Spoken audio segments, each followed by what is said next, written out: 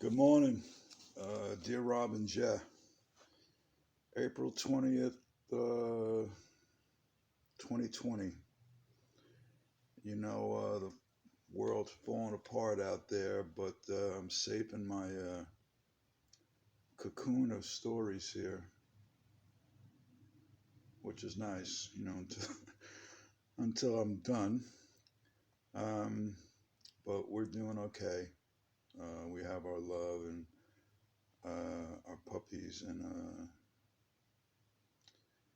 we're hankering down, whichever here.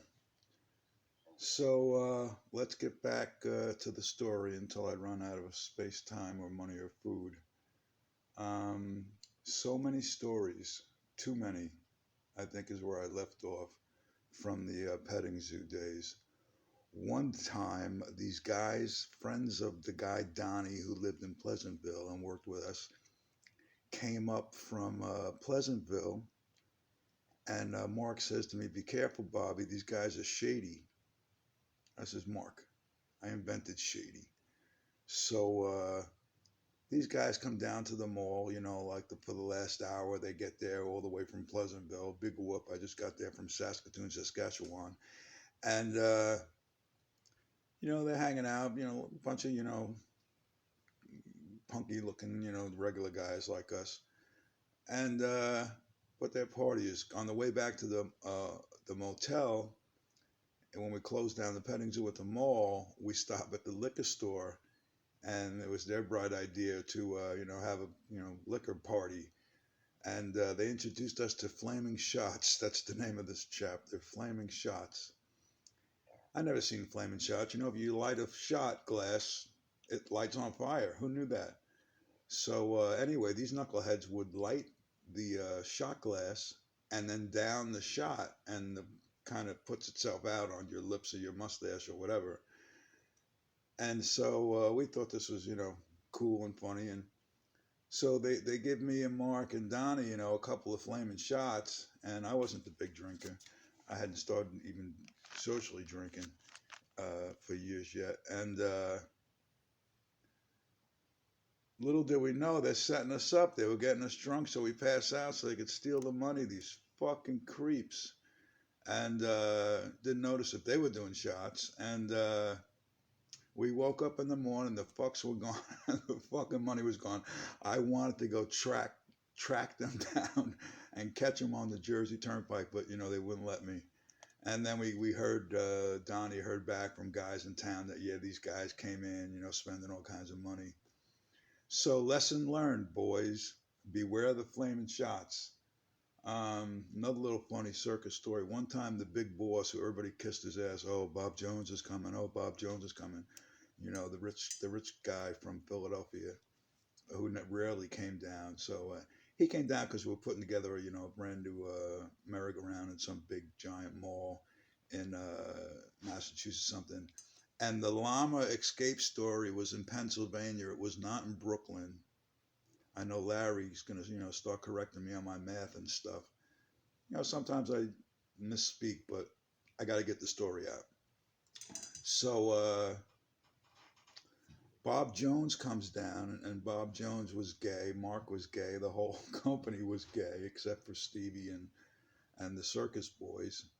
The guy, so they come down in their fur coats, and it was bizarre. And Bob Jones was a portly kind of guy, and entrepreneur since he was 8 years old. And we're setting up this giant new merry-go-round, and I had an old aluminum ladder they used to twist.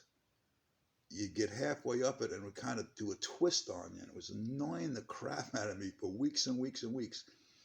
So right in front of Bob Jones, I go up on this ladder and I come down, and for the last time it twisted on me, almost fell off, and I just growled and karate chopped all three of the stairs with four growls. Wah, wah, wah, wah, wah. And I bent each four of the four of the metal steps, or whatever those ladders, the aluminum steps. And Bob Jones looked at me and says, I'm like, "Oh shit," It's like the time I slammed down a cue ball on Gomez's dad's pool table, who was standing right in front of me, because Gomez accused me of moving the cue ball, and I hadn't. So I slammed it to where he thought it was, and without realizing what I was doing. So I beat the crap out of this man's ladder because he owns the company, and he looks at me and says, "You feel better?" Which was pretty cool. I said, "Yeah, I do kind of feel better." So I tossed that ladder out and moved on. That was funny ish.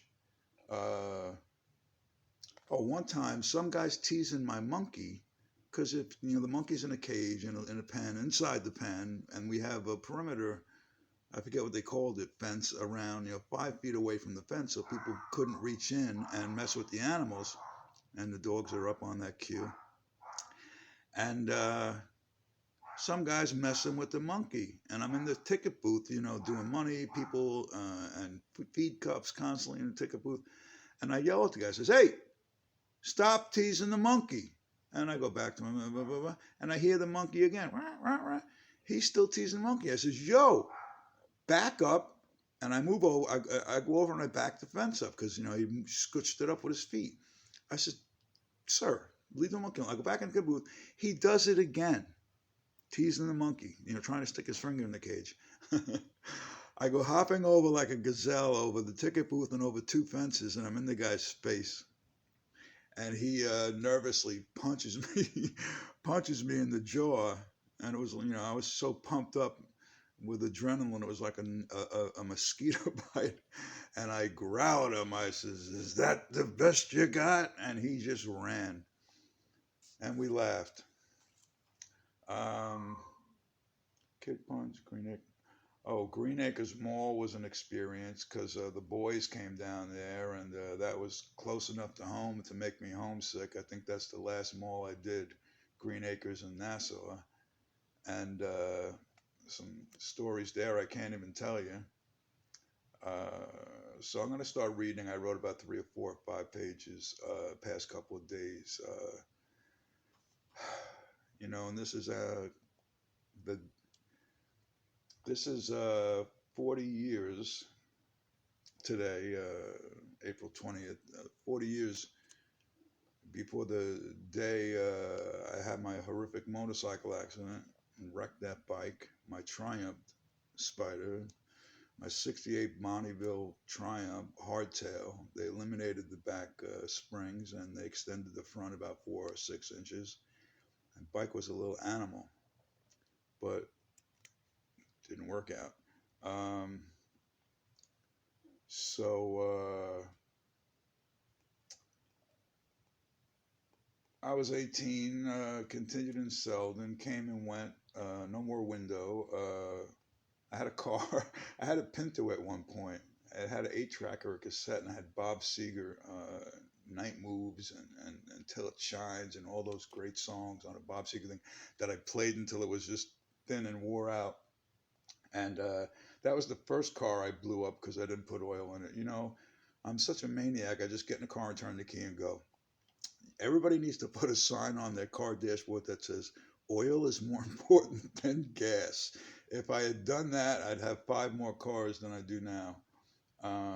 So I blew up the Pinto. Uh, and I stopped the circus because it was just too much life in a suitcase. 2 weeks in a place for like a couple of years, grew on you. And when I got to Green Acres and I got close to home, I was like, maybe I'll give it up for a while. So I went back to Pancake Cottage. They always welcomed me back. I never burnt that bridge. I went through with several owners because that was a franchise.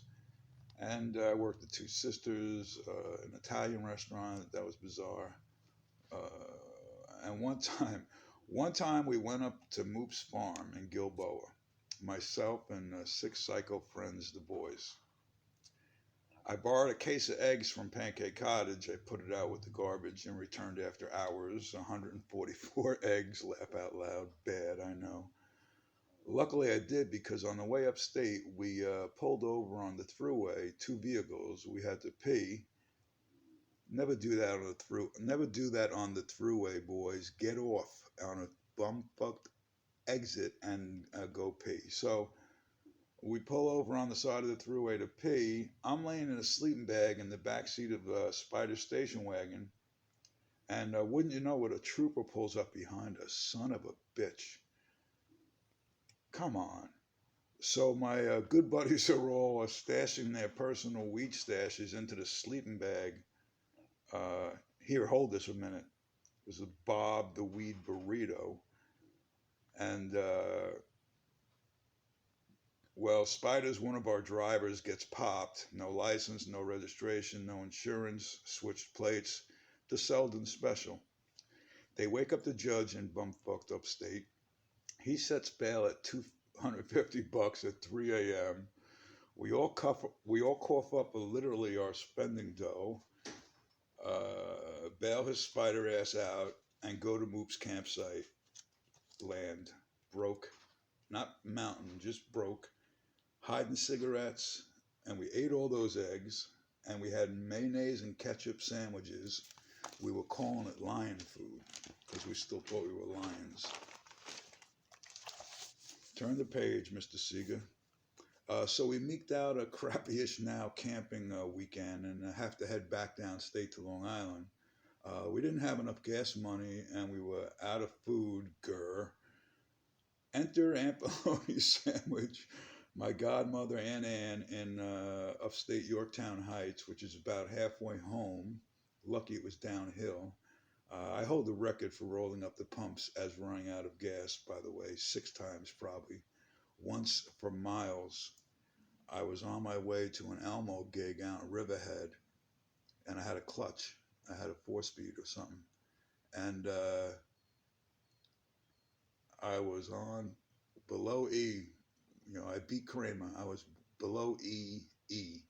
And when I got to this Elmo party, I was going to get paid $60, and, you know, so I'd get gas then. You know, that's how I operate, sister. I don't know why. So out at like exit 70, in between 70 or 71, whatever the configuration is, you know, the road that you go down to the jail. I forget what it is. And there's a if you're heading east on the expressway, you get to the exit, you make a right to go down to the jail. If you go left and go under the expressway, and then to go back west on the expressway, there's a gas station there. So anyway, I'm between exit 70 and that exit, and I run out of gas on a slightly downhill. The car stalls because I run out of gas. I push the clutch in. And I'm flying with grace, Buzz Lightyear, and falling with grace, and rolling with grace. And I'm going to make it to that fucking gas station. I had a half mile to go to the exit with my clutch in. It was slightly downhill, and I had been doing, 60. So I'm rolling down to the exit, light a cigarette, because that's what you do, in this situation. And I get to the stop sign, and I have to time it. Luckily, nobody was coming, or they had just passed. And I rolled that stop sign seriously on that double-sided highway that goes down to, to Riverhead, to the circle, to the jail. And I made that left, and then I go under the expressway, still rolling, seriously slowing down now, but still enough gumption to get through under the expressway, make the next left to the service road. Luckily, nobody was coming, and rolled on the right into the gas station. Had to jump out of the car. I didn't stick to the landing, but I had to jump out of the car and push it to the last 10 feet. But that was the record for running out of gas. So where was I? So we roll up on Aunt Ann's house, the place of McGee family reunion lore since 1974. This would have been the 5th year or 6th year of that. My mom's maiden McGee family reunion. Aunt Ann gave us gas money to get home and made us many cold cut sandwiches, soda, chips, cookies, at the Valhalla, Yorktown Heights residence, Curry Street. Woo, that was close. thereby forever being known to my buddies and I as Aunt Bologna Sandwich with love. To this day, 41 years later, we refer to her as that.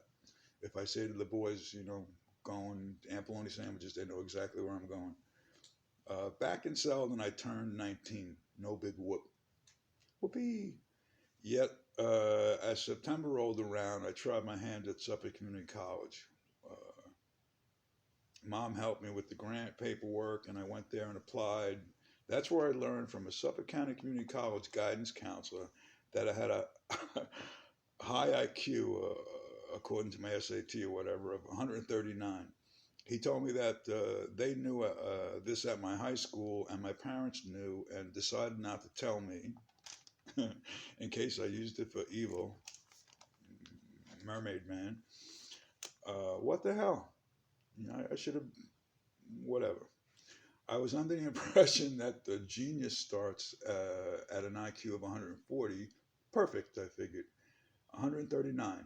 Uh, Close enough to 140 to enjoy and not to be held to genius standards. Day late and a dollar short, my dad would say. Later on in life, I learned some think that genius starts at 135 IQ. Crap. So I took 17 credits, which was too much, I learned, but made the dean's list with the 3.9 GPA. College is like 13th grade. You got to memorize like 20 or 30 things each course. First semester, well done. Christmas at 35. This is getting to be creative fiction because I barely remember anything not big at the time. Christmas at 35 and hanging with pistols again. No, sister, I don't learn, do I? So Pistols introduces me to a new guy from out of state who was planning on skipping out on his bail for a manslaughter or a murder rap. Nice, Pistols. He eventually did, this guy, and then years later I read of him in the paper getting busted down south for a drug deal, expedited. But when I met him, he was on a felonious nighttime flea cash bender trying to get funds for relocation. So I was now part of the crew. We pulled a few night jobs and we were soon fat in cash. We felt poor if we didn't have a couple of hundred wad in our pockets. Silly boys, I know. So Pistol buys a homemade custom 68 Triumph hardtail front extended chopper motorcycle from a guy named Chuck, old Selden school in the neighborhood, Tilden. Pistols grew tired of that when he saw a longer chopper, a BSA he wanted, so he offered to sell me the Triumph for $500, I think. My parents had forbidden me from motorcycles my whole teenage vehicle career life, but since I came home from the circus, 18 years old now, I had much more freedom. I didn't need to use the window anymore. Came and went through the door silently like a ninja anyway. My sibs and I are all very light on our feet as not to be detected by dad. So I, defying my parents and logic, bring the bike home. I lied and said I borrowed it from Pistols for a few days, and then they realized it was mine. Sorry to them. Who knows better? I should have listened. Rule number 2, boys, listen to your parents. Tough. So this is a whole new world for BA biker. I had a mild winter. We had a mild winter in 79. I rode the bike on Xmas Day. I never really rode motorcycles before, said parents, but I had clutches down from circus trucks. Excuse me. One time in Atlantic City, going back and forth from Pleasantville to wherever in Atlantic City, I was driving the worst of the old circus trucks. I think you actually stood up while you drove it. A lot of stuff missing on it and it was barely moving. I got pulled over and the trooper put a big "Do Not Drive" sticker on the outside of the windshield, covering the whole windshield. That never happened before or after. Bob Jones took it in stride. He knew what a piece of crap that was. Stevie laughed. But that truck had one good thing: a great clutch. A great clutch. It was like butter. Um, so I had the clutches down. So I learned to ride, a bike real fast, leaning and all that crap. Too fast. My friend Spider got a chopper too. We're arguing over what type it was. We almost had a little gang. We actually wanted to call ourselves Royalty, and I wrote a song back then, naturally, Loyalty to Royalty, full of biker bravado. Well, we never finished up with that getting or flying colors, and not done in pagan territory anyway. So we're living the life, biking from here to there, as Larry's song about me says. See, gonna be late. Copyright GP. I had a girlfriend who went to MIT in Manhattan. So this country boy got to take the train into the city, walk 10 blocks to MIT, and hang in the city. One afternoon, we went shopping for her in Manhattan, busy sidewalks. I loved it. And she told me that the ladies try on stuff without going into the dressing room in these stores. Okay, so I didn't go into the stores with her. So I'm on the sidewalks, BA, and I see a crowd gathered around a brother doing card tricks. I observed for 10 minutes and later learned it was a three card Monte guy. Where the fuck did three card Monte come from? Look it up. I'm correctly guessing where the ace or whatever card is he's trying to get you to pick and bet on like 5 times in a row. Uh, I had $60. I had three 20s on me. I swore I knew exactly where the card was 3 times in a row. Wrong, wrong, wrong. How the fuck did he do that? I watched a little further and I saw the move. There's one fake. And either he fakes or he doesn't fake. Son of a bitch. Too late. Boys, beware what looks like a sure win is that little lesson. Investigate more first. Not a good look. Broke in 2 minutes.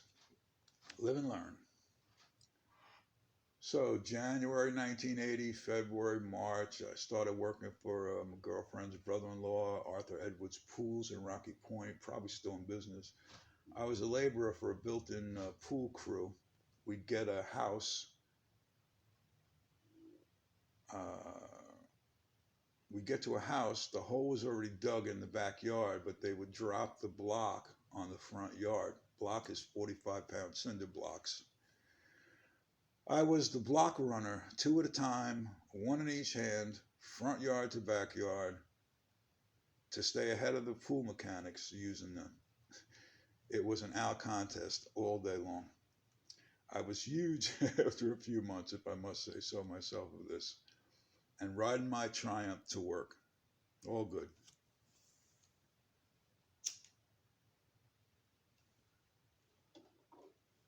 Uh, my bike was Candy Apple Red. Spider also had a Candy Apple Red GTO, the GOAT. Beautiful car. I remember one time we rode next to each other up Lookout Point, North Ocean, from Granny to Jericho, side by side, egomaniacs. I could see my reflection of my bike in the outside of his car. Wish I had that on film. Uh, so we're biking. I'm built-in swimming pools. Coast is clear, except that ominous cloud approaching. Uh, so Sunday, April 20th, 40 years ago today, Weirdville. My first book, my first video book, Letter to My Son, number 94, how I ran away with the circus, took me about 3 weeks after starting to write the book physically 3 or 4 times for months prior to that. So I couldn't have timed this if I had to at all. Some days I get to do it, some days I do it, some days I don't feel like doing it, some days I do it. And suddenly it's 40 years ago today. And I'm at this point in the same story in bars. So, Sunday, April 20th, 1980, the big boys and I are 19 years old. We go to South Haven Park in Yaphank, Shirleyish, on our bikes, our cars. Larry had a bike too soon, and then Gomez too. We're in a pickup football game in a giant field in the parking lot against some strangers, kids, that we ran right through. Then I was a huge 195 pounds. I just ran over boys. Uh, but as fucking fickle fate would have it, I slipped and I pulled the groin muscle. What the fuck is this? Never before, effing ouch. Just walking sucked. Motherfucker. And I had pool work the next day. The owl contest. Didn't look like that was going to happen. So I limped home, parked parked my bike out front at 35. That's chapter Flaming Shots. Hope everybody's safe up there. Love you all. Love you boys. Be safe. Peace.